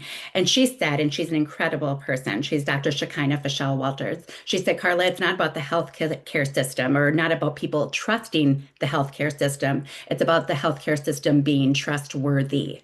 And I just think that that continues to be the underlying message and the underlying need, that we need to ensure that we are serving all parts of our community and that we can build a healthcare system and continue to advocate for access to that system for everyone. So human services and health is a big one. I will also say education policy. It's a big one for me. I experienced some challenges within my own child's, educational experience in a district that was experiencing some turbulation and some turbulence, I should say, and some challenges and disruption and disorganization. We moved to Edina, and immediately the strength of this public school system astounded us. And every child deserves access to affordable childcare, well-funded childcare, a public education. And again, the teachers deserve to have the kind of support that they need from their district and from their community. And it's all about really fully funding our public schools. So that is a big one as well. So it would be the education policy. Environment is a big one as well. And, I was looking at some of the committees last night and I saw that the environment currently has predominantly a lot of men who I think it's fabulous, but I want to, as who happens to be a mom, happens to identify as obviously a woman. I think it's important. We are collectively in that fight together. Our children deserve to have a planet that they don't have to worry about, heating up to a point of non-sustainability. And so we can collectively and actively pursue policies that will continue to promote clean energy. We can collectively and actively protect our natural resources while still giving people access to the energy they need to live comfortably day to day. We just need to be smart, strategic, and we need to share the story effectively. And I know we can do that. I know that it will make so much sense to people once we really explain, no, we see you, we recognize what you want as well, but we can do this. It can be a both and we can do this together to, again, ensure that our children have the environment they need. So those are the three top ones. I will also note that the housing and homelessness prevention would be also a great need for me. I've been really grateful. I'd say one of my favorite perks, if you will, of being a journalist and maybe particularly a broadcast journalist in this market is that I've often been asked to speak publicly for the Alzheimer's Association, obviously a cause and an organization that I believe in so strongly, but also in a light, also which used to be the American Refugee Committee. So again, people who are walking alongside people experiencing displacement due to no fault of their own, including people even in our own community and in our own state, but also people serving people, which is the largest organization serving people experiencing homelessness. That is something I'm absolutely passionate about. And so I would love to continue to advocate for people who found themselves lost by, again, circumstances that were beyond their control and due to nothing that they did. I will note with respect to the refugees, by the way, because that's been such a topic of conversation, that I will always say that unless you are Native American, it's where in the timeline did you fall, right? And so my great grandparents from Sweden decided to come to America to seek a better life then. My beloved Hmong friends, who were my best friends growing up, they more recently, I remember to this day when Ong was lifted up in our church and introduced, and I made eye contact with her. And she is this brilliant leader in our community. Again, it's all in where on the timeline do we all fall. So again, anything I can do to advocate for people, again, experiencing displacement due to no fault of their own would also be an incredible honor. But I will also be open, honestly, to what our greater community needs, because this district is awesome. I've been so grateful to live here, and I really do feel blessed to call our community home. So I will want to listen to all of our neighbors, all of my constituents. What do you want? What do you need? And I'll also listen to the point that I'm following their lead while also leading forward. Well, that kind of leads to a question that we haven't asked you yet, but is How do you plan to stay in touch with issues important to SD 50 residents, and what channels of communication do you anticipate using to do that? Any and all above of the above. I am a big believer, obviously, in communication. I'm excited. I'm so excited to reach out to people and listen and bring my full uh, intention, to bring my full appreciation and respect for all of the perspectives and for the people who are willing to share with me. And so I will do that by personally connecting with people, be it door to door, town halls to make it really convenient and perhaps easier on my knees. I will do everything to reach them personally. I will also always advocate and reach out by email, all of the forms of electronic communication. And yes, I am a believer in social media. I do think that we can reach, it can be harnessed for good, if you will. I mean, you look at all of the outreach, the organic grassroots advocacy that has played out by Minnesotans in the last month. We are honestly, as a greater community and as a state, rock stars, and everyone in the country, I think, is following our lead now in terms of how you can message and how you can convey what is happening. So I will absolutely put my messages out in the social media world and then listen, allow people to constantly get back to me. And I'm incredibly communicative in the way that I think I have a really quick turnaround. And so I will stay plugged in. I will be accessible. People will be able to find me and share whenever they have a passionate issue and perspective that they want to share with me. How can people find out about your campaign? I know you just declared, Yes. but do you have a website set up? Is there a Facebook page? How can people find you? Well, I'm a big believer of it takes a village. I am grateful. In fact, you know what? I'm going to bring up something. The two sayings that I really absolutely believe in. It takes a village. I've benefited from that since the day my children were born, the day that my dad started his dementia journey. I don't know what I would have done without my village. It is absolutely exhausting, and it's why I always tell families who are in any healthcare crisis journey or experiencing specifically any form of dementia, you are not alone because you need that village. You need a village when you're a parent. So, all of that said, with respect to the campaign, it takes a village. I have been surrounded already and immediately by incredibly talented people, everyone from my husband and two daughters to an incredible friend who's a longtime Edina leader, Jen Glass. I'm going to drop her name right there. I mean, just incredible people. I could continue to name a lot of people who've already stepped up and proven to me that they will walk alongside me. So, for people looking for that campaign material, it is already in progress. We will be launching our website as of Monday. Now, you can hear directly from me more on Tuesday night, but you'll also still get to see some of those specific pinpoints of, where I stand on all of the policies, what I'm really passionate about, where and how and why you can reach out to me. And by the way, I have a dog too, so I'm loving that the dog is involved in this conversation. But I will share I all of can't that. stop them. Well, I have a dog outside the door who's probably thinking, why can't she get in? But I mentioned another comment from another politician, and it's one we all know well. And it's something that I've organically and sincerely repeated time after time over all of these years. We all do better when we all do better. Paul Wellstone gave us a roadmap, and he has done that for us as a community, as a country, and definitely as a party. So I will never hesitate to follow his lead and listen and know and continue to tell the story that we do honestly all do better when we all do better. It is, Mhm. we lost a brilliant person with him, but we can carry on and honor his legacy with his wisdom. That is a great note to end on, and because we are officially out of time. Well, So good. thank you so much for joining us. And it's been a pleasure meeting you. We are obviously going to be at our caucus, and we look forward to seeing you there. I'm going to be one of the conveners, so stop on by. And good. We'll watch for your website and your materials and how people can find out more about your policies, positions, and what you want to run on. So thank you so much for taking your time today and joining us. And we'll share the link for the YouTube video also Thank with you, so you can share that out. Thank you. And I will just again say thank you to all of you for the time, for the organization of this forum, and as well for every person who's tuned in. And I should note also, SoManyGoodbyes.com is my current outreach related to Alzheimer's, but I promise I will get a more comprehensive one in just a couple of days. But thank you, all of you. So grateful. Okay. Thanks for you. Have a great day. You too. Take care.